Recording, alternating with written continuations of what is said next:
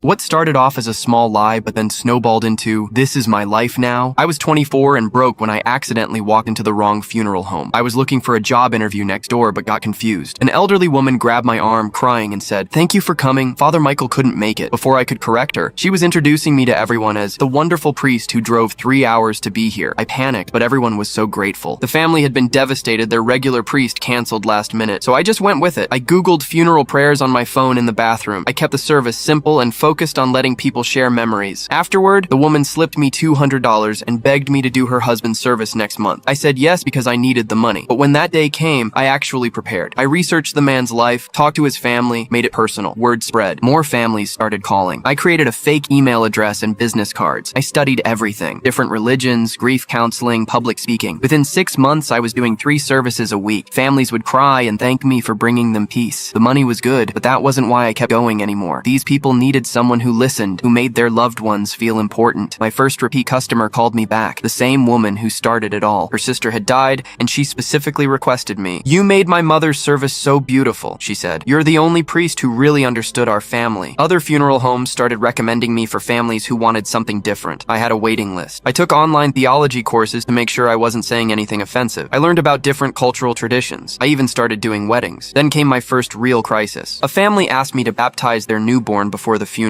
I had no idea what I was doing, but I researched all night and somehow pulled it off. That's when I realized how deep I was in. I wasn't just lying about being a priest anymore. I was performing actual religious ceremonies. I moved to a bigger apartment, bought a car, started a small savings account, all from money people gave me for bringing them comfort in their worst moments. A local newspaper wanted to do a story on me. I panicked and declined, saying I preferred to stay humble and out of the spotlight. But the article happened anyway. They called me the People's Priest and talked about how I connected with families in ways traditional clergy couldn't. I started having nightmares about getting caught. I'd wake up in cold sweats imagining police at my door or angry families demanding their money back. Eventually, I was doing 5 services a week. I had business relationships with multiple funeral homes. Then came the call that changed everything. The teenager had died in a car crash. When I arrived at the funeral home, I saw something that made my blood run cold. Sitting in the front row was a man in a priest collar. I found out later he was the boy's uncle, a real priest who'd driven 8 hours to be there for his sister's family. During the service, he watched every move I made. I was sweating, stumbling over words I'd said hundreds of times before. Afterward, the teenage boy's mother approached me. She was shaking, barely able to stand. She grabbed my hands and whispered, "Please, just tell me he's okay. Tell me he's in heaven. I need to hear it from someone who talks to God." I looked into her desperate eyes and realized I was about to destroy someone who trusted me completely. "Ma'am," I said quietly, "I'm not actually a priest." The whole room went silent. The real priest turned around. She stared at me, then hugged me tighter and said, "Honey, you've brought more comfort to my family than anyone. Priest or not, God sent you to us."